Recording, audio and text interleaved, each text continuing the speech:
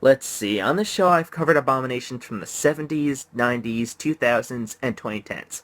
So, let's do one from the 80s this time. The 80s. As overrated as many people claim this decade is, and yeah, I do think there are times where it can get overrated, mainly in the latter third, the 1980s are still my favorite decade in pop music history. There's a lot of good arena rock, new wave, soul and R&B, and overall good times that it's insane.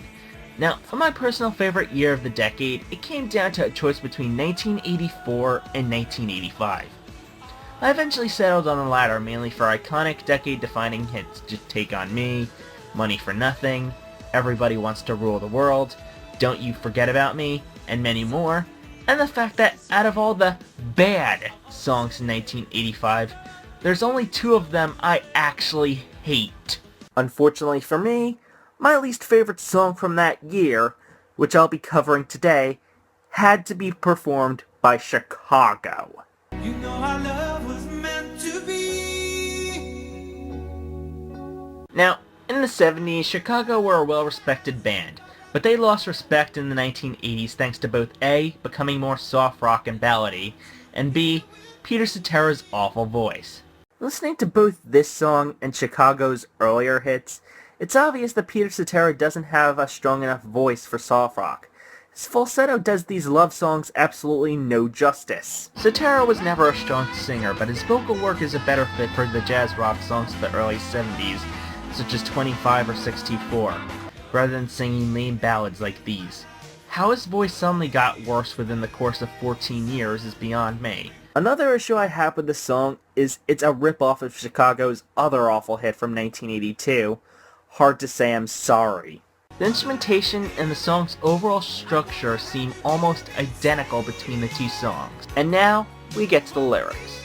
Look, I don't mind these types of ballady love songs. As long as they have a sentiment, I'd be willing to sing to someone I genuinely cared about. And 1985 did give us those types of songs in the form of The Search Is Over by Survivor, Heaven by Bryan Adams, who would then go on sucking for the rest of his career after 1985, Can't Fight This Feeling by REO Speedwagon, and I Wanna Know What Love Is by Foreigner. Not only are those love ballad songs I actually like listening to, but if I could, I'd sing them to a loved one because of how real those songs feel to me. So, why is it that I like those ballady love songs but not this one? Aside from the fact that Peter Cetera's dog whistle falsetto is painful to the ears, maybe it's also the fact that the lyrics make this feel like anything but a love song. You're the meaning in my life. You're the inspiration.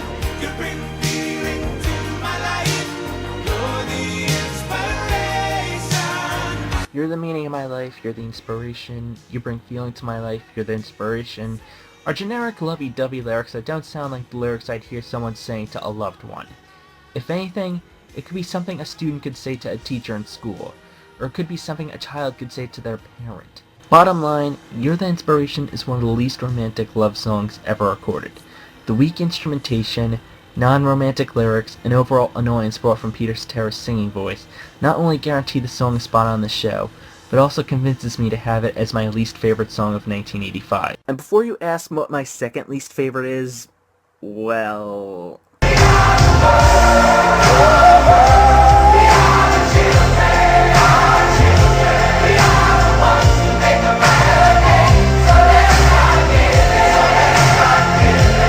I'm 94 Sidekick.